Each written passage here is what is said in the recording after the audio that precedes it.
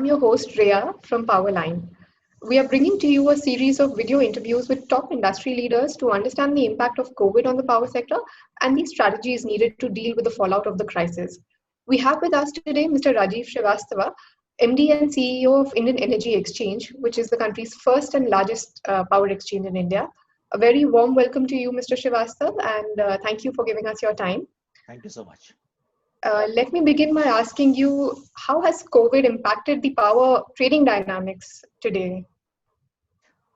Oh, when the lockdown started in India, and you are aware it started somewhere in the third quarter of month of March, till then the trading was going on extremely well. March saw very robust demand growth, but just the last 10 days wiped out all the demand growth, and actually March slumped to a negative 9 points of energy growth. April was even because all the industries in April was shut down.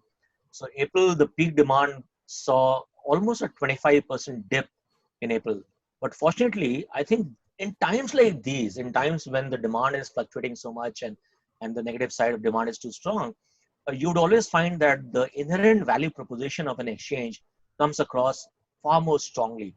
So people see there is a certain amount of liquidity on the exchange, and that drives the prices to be extremely attractive and aggressive. And by which, just because of that, exchange did see only a 6.5 points of drop in trading volumes year on year in the month of April. And May was a very strong recovery.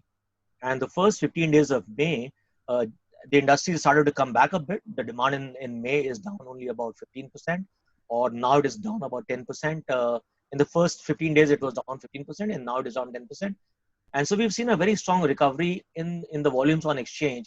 And May, we've seen almost about a 55 points of growth year on year. So overall, YTD, which is from 1st of April till now, we are about 15 plus points up YOY. So I think we're having a good time, just because I think the fundamentals of exchange, of people get when they want. So flexibility of exchange comes across very strongly. The liquidity is strong, so the price play out is very strong, very aggressive. And so they can optimize by buying power through the exchange versus keeping their own generating stations on. Right. And how has IX's recent performance been? And could you give us some numbers on the day ahead market? And how has the buyer seller mix changed in this lockdown period? Oh, as expected, we did see a concentration of buyers. Some states are doing extremely well, and they are retiring their costly generations and or backing off their costly generations and using the exchange to buy a cheaper power. So these states of the nature of Gujarat, Maharashtra, Telangana, Tamil Nadu, Andhra Pradesh, Punjab, they have been coming to the exchange very strongly. And I must give you one example of a particular exchange which did procure about 12 to 15 million units of energy per day from the exchange, and over a month saved more than 60 crore of rupees. And that's a significant saving. So, so some states, we are seeing a little bit of more concentration than we would have seen otherwise. So the 6 or 7 states are almost contributing to about 80% of our of the mix of offtake from the exchange, versus about 10 states, which would be a normal course or 80% offtake. So that's a shift in the buying.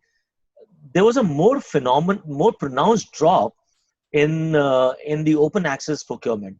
Open access, just because industries were shut in the month of April, we saw a huge dip in open access volumes. Our volumes went down from about a 40 to 50 million units per day to almost about 10 million units, and that was a significant drop. So it dropped by more than 75 to 80%. But we've seen that recover in the month of May, and as industries have started to come back on stream, the open access volume has started to go up, and we do see about 35 million units of energy from a drop of all the way down to 10. We now see about 35 million units. I think a good recovery on the on the industry side as well. So last week was a big announcement by the FM on the 90,000 crore credit line for discoms.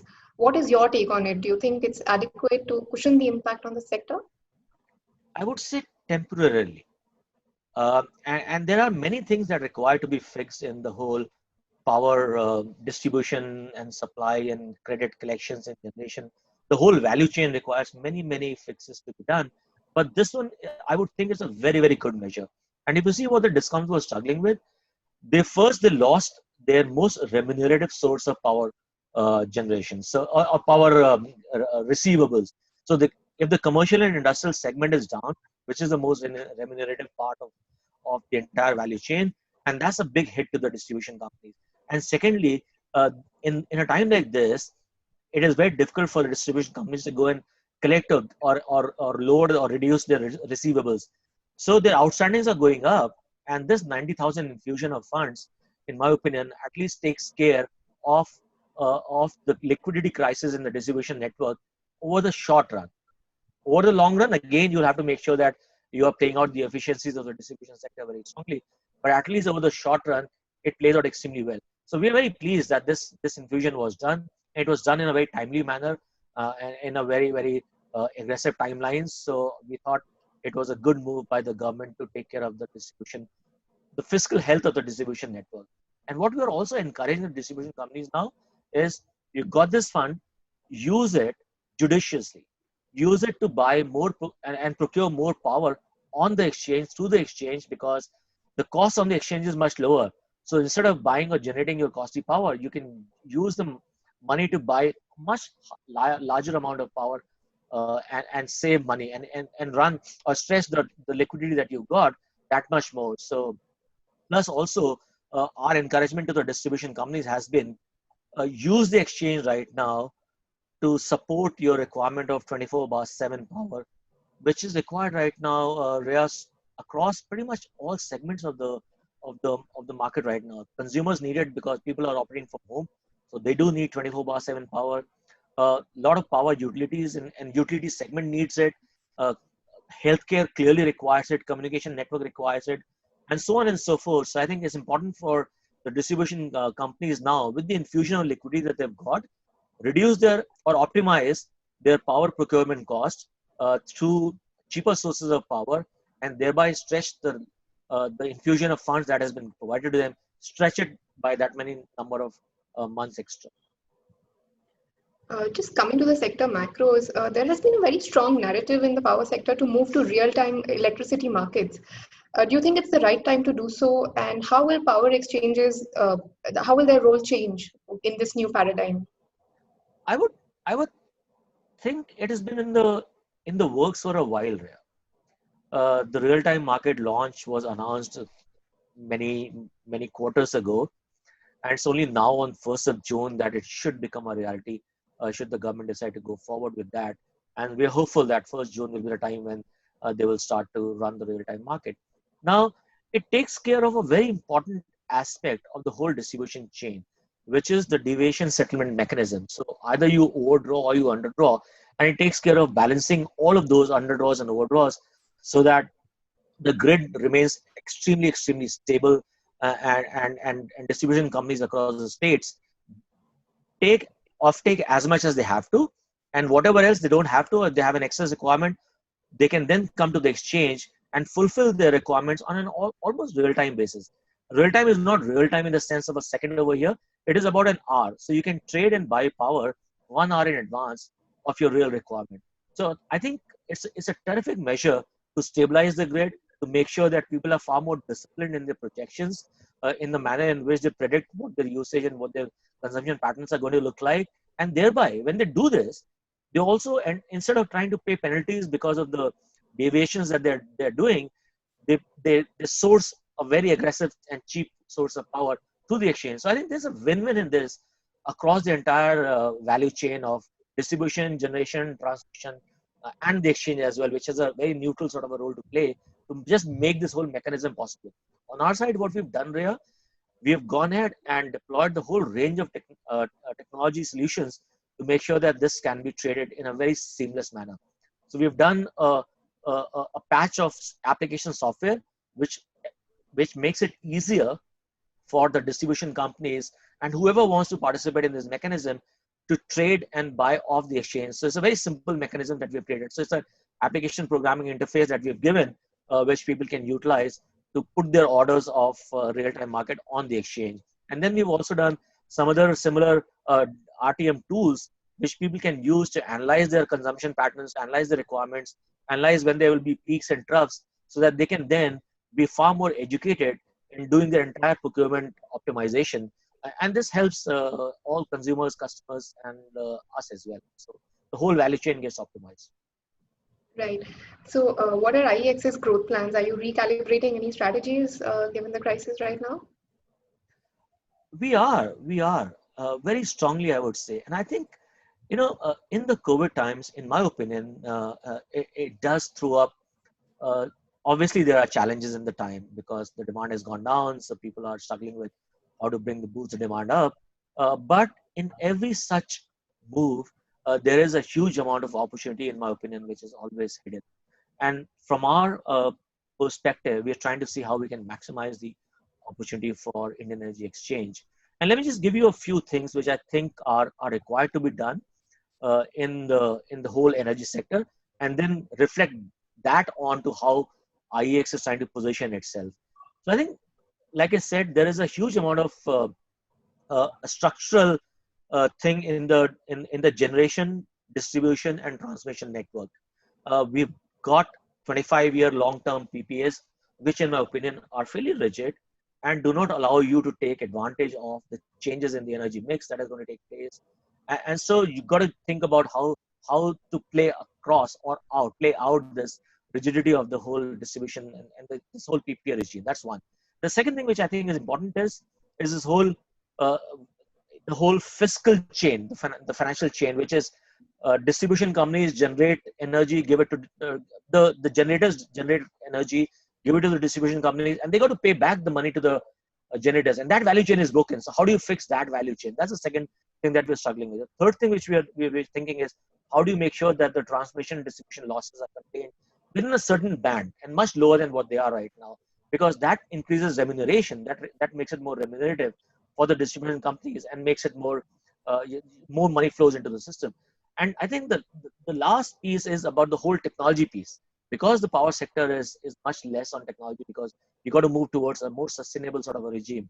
So if you net these four things out, we see a huge amount of opportunity for IEX as a whole. And let me quantify those few opportunities for you in terms of really what those opportunities would mean for us.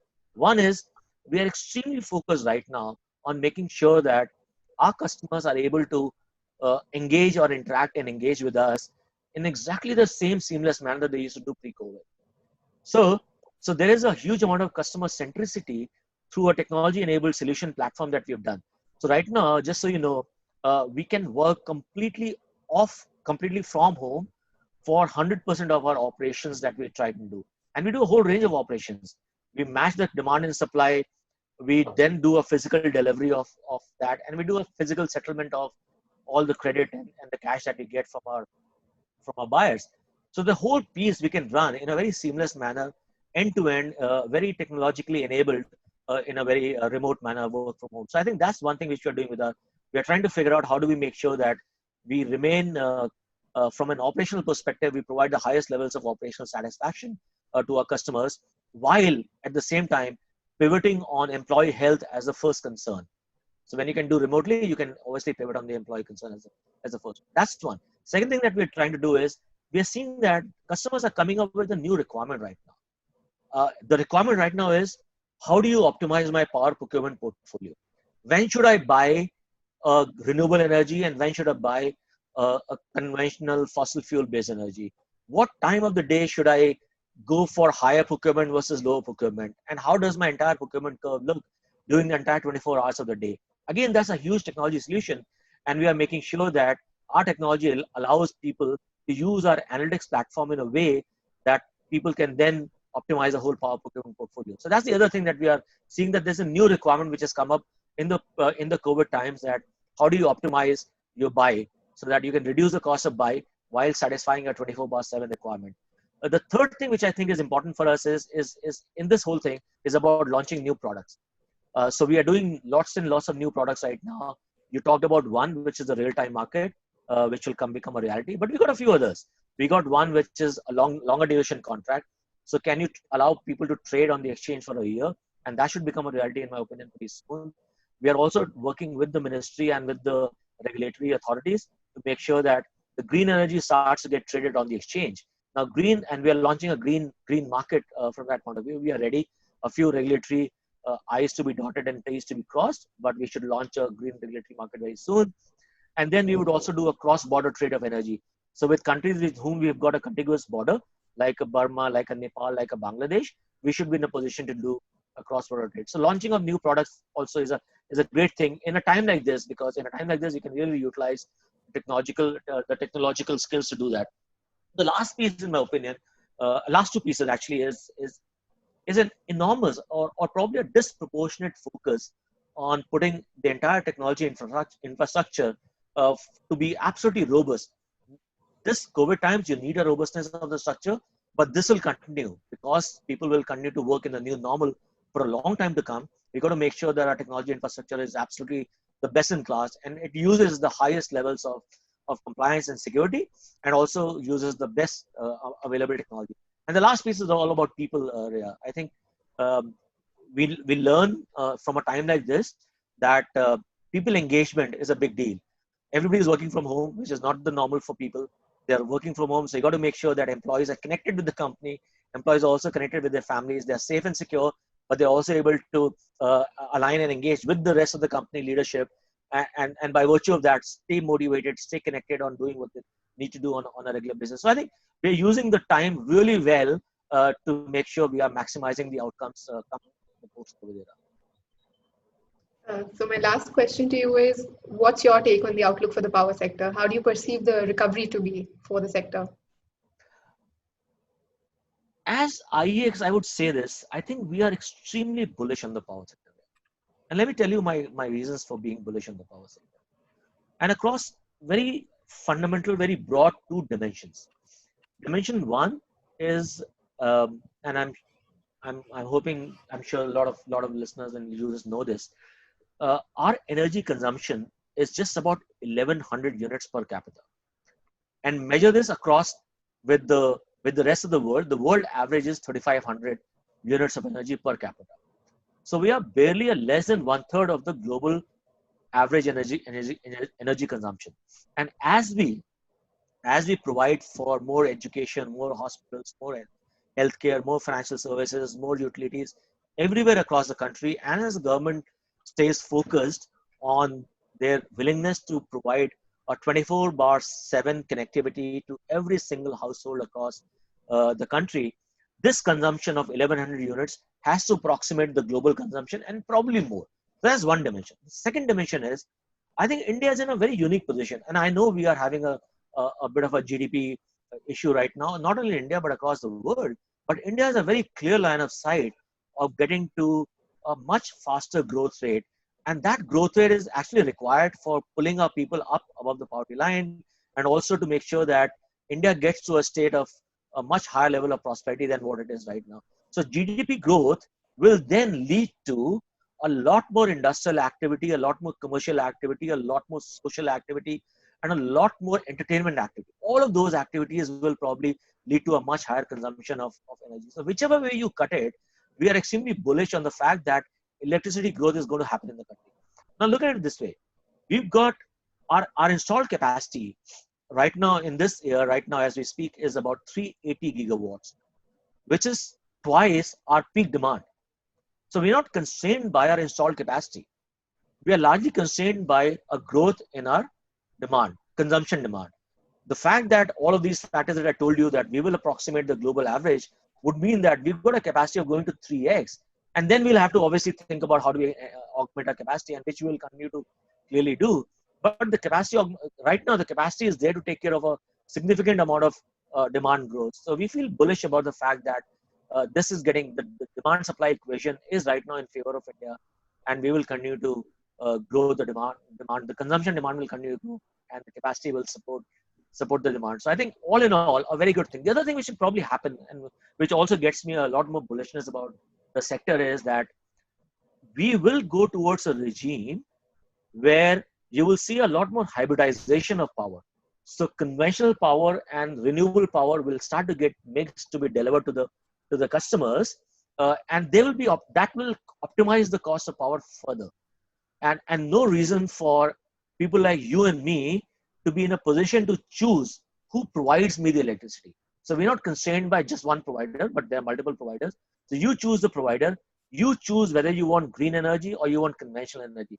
So we will ultimately move towards a regime of ultimate consumerization, just the way it works in many other industries. You can decide to buy what I apparently want. And so why should it not be for energy, or why should it not be for electricity or gas-based energy, whichever way you want. So I think those are the elements, the transformation that is taking place in the whole energy domain is something which gets me extremely bullish about the sector. And the fact that and then that's the last kind of a link to my company. The fact that most of this transformation is bound to happen on the back of very strong technology platform. Because hybridization requires solutions which are tech based. Because consumerization requires solutions which are technology based, because a peer can trade with a peer, a household can trade with a next door neighbor, and those require technology solutions.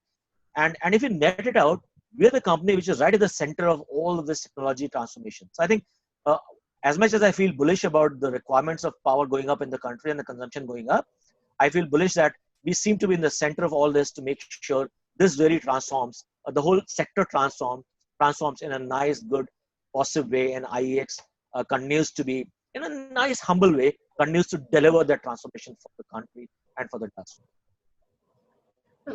Thank you. On that optimistic note, we'll close this session today. And thank you so much for giving us your time. We really appreciate it. All right. Thank you so much. And thank you to our viewers for watching this video. And keep following this space for more video updates. Thank you all once again. Thanks. Bye.